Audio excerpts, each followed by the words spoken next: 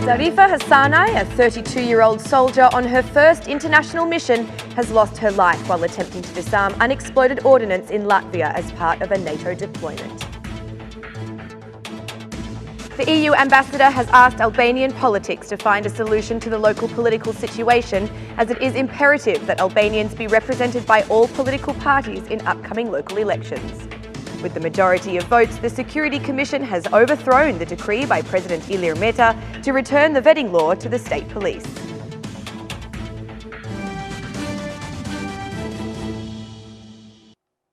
It's 6 o'clock on Monday, the 6th of May, 2019. Good evening and thank you for tuning in to RTV Ora's English edition. My name is Alexandra, bringing you the only daily update of the local Albanian news translated into English. A soldier deployed by the Armed Forces of Albania has died and 2 others have been injured during a mission to dismantle unexploded ordnance in Latvia. The news was confirmed by the Chief of General Staff of the Armed Forces in Albania, Bardul Kolchaku, who declared via a media statement that the victim of this incident was Zarifa Hassanai. Furthermore, Major Claudian Tanushi and Sergeant Julian Kapai were also injured in the incident. A serious event happened today in Latvia where our armed forces were representing a contingency of NATO's Enhanced Forward Presence mission. In regards to today's event, we are in constant contact with the highest Latvian authorities and our allies from the mission, explained Kolchaku. He went on to express on behalf of the armed forces condolences to the family of Mrs. Hassanai, who lost her life in duty. He also wished speedy recoveries for Major Claudian Tanushi and Sergeant Julian Kapai. At the same time, on behalf of the General Staff of the Armed Forces, we assure all members of our staff in Latvia that we are paying maximum attention to the events that have occurred. In this difficult moment, we are close to all effectives of the Armed Forces in Latvia, and everywhere Albania is committed to fulfilling the mission, said Kolchaku. Meanwhile, in her Facebook profile, Zarifa Hassanai wrote that this was the first time she was contributing to missions abroad, where she was involved in disarming and clearing areas from unexploded ordinances. Reacting to the news as it broke today, senior state officials, including President Meta, Prime Minister Rama, and Defence Minister Olta Jachka, have expressed their condolences also. Pain and deep respect for the effective of the armed forces, Zarifa Hassanai, who was on duty during a NATO mission to Latvia, where 2 other people were also injured, wrote Rama on Twitter. Minister of Defence Olta Jachka said that at this difficult time, they are with the family of the 32-year-old. Great pain over the loss of this armed forces soldier.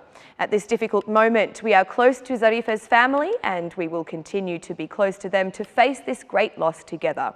Respect and gratitude to Zarifa for her sacrifice, courage and determination to face the risks associated with fulfilling her duties.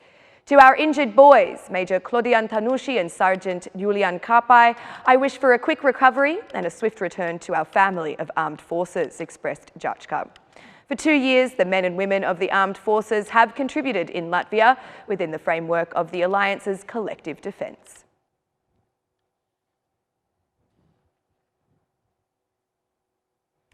The European Union still has hope that political parties can find the bridge of dialogue on the issue of the local elections. The EU ambassador to Albania, Luigi Soreka, at the departure of Europe Week, explained that the solution will not come from Brussels. In doing so, it is understood he was making a reference to the upcoming visit to Tirana by the High Representative of the European Union for Foreign Affairs and Security Policy, Federica Mogherini. He said it is very important that Albanians be represented by all political parties in the elections. The head of the EU delegation stressed that some EU countries seek the postponement of the decision for Albania due to the short time between the Commission's issuance of the report and the Council of Ministers meeting. However, Acting Minister for Europe and Foreign Affairs, Gent Sakai, expressed greater optimism than Prime Minister Edi Rama, saying that Albania's decision is expected to be made in June. He added that if the opening of negotiations becomes a reality, it will be an opportunity to make changes. We expect the Commission report, which will be published at the end of this month, to be an inalienable evidence of a positive transformation, highlighting the substantial progress that the country has made on the irreversible path toward the European integration. The negotiation process for Albania is perhaps more important than the membership itself because this process provides an impetus for structural change and enables a comprehensive reform. If the opening of negotiations becomes a reality in June, this will be an additional opportunity to realise the radical changes that we aspire to make Albania more socially righteous, democratically stronger and institutionally more functional. The negotiation process enables the full institutional realisation of Albania, said Sakai. Under the framework of Europe Week, Ambassador Luigi Soreca presented the survey conducted by the EU delegation, in which 58.5% of respondents believed that Albania is ready to join the European Union, while 35.8% suggested the country is not ready yet.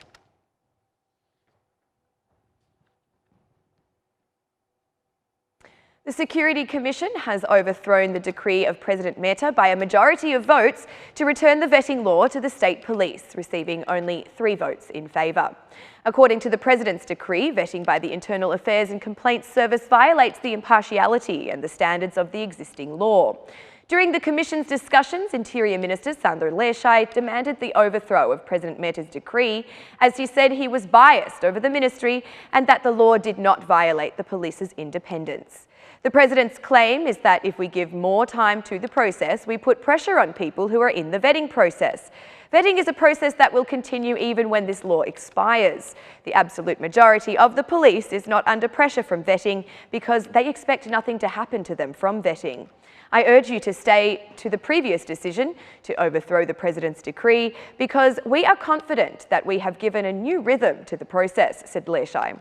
The law on police vetting was returned by President Meta on the justification that with the proposed changes, the process risks being politicised and violates the principles and standards set out in the existing law.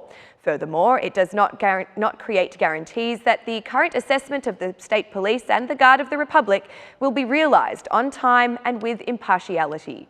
Meanwhile, the rapporteur for the issue, Pierin Indreu, offered his view in the same vein as the Interior Minister, considering the President's arguments as prejudiced.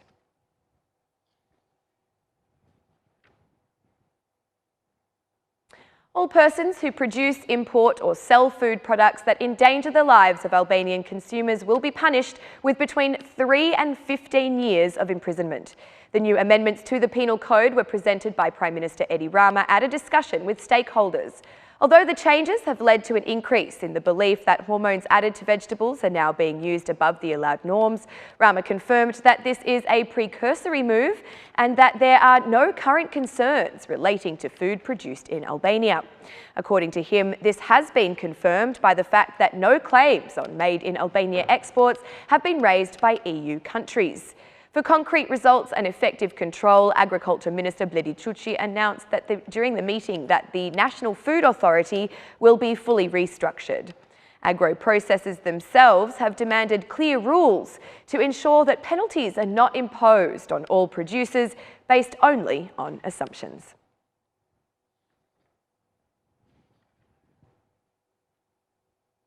High public debt and rising obligations remain the biggest concerns raised by the International Monetary Fund in the latest meeting with Albania. At the joint conference, the IMF representative appealed for obligations to be settled as soon as possible, as it hampers the business-to-business climate. The IMF advised of the limitations due to fiscal risks and overdue obligations. In the period from April 25 until now, the IMF has monitored Albania. The focus was on the weaknesses and risks. Albania's economic growth is expected to slow down by 3.5% this year due to lower electricity production. Sustainability also depends on the improvement in the area of law and corruption index. Inflation will be below the projected target of 3%. The fiscal deficit has fallen in 2018 but is expected to increase during 2019. Public debt remains high at 69.9% and is expected to drop to 66.3% at the end of this year, said a representative of the IMF. At the current level of public debt and deficit, fiscal policy has little space to cope or compensate for negative shocks. Immediate action is needed to limit the obligations of the public sector.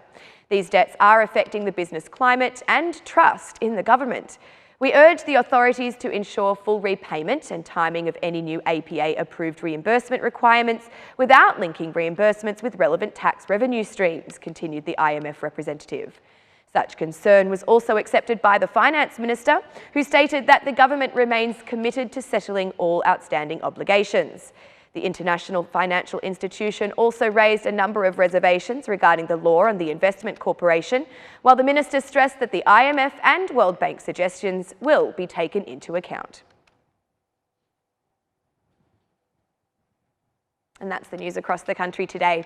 Thank you for watching our English edition this evening, and be sure to join us again every Monday to Saturday at 6 p.m. for the latest news from Albania. Once again, on behalf of RTV Ora, thank you and good night.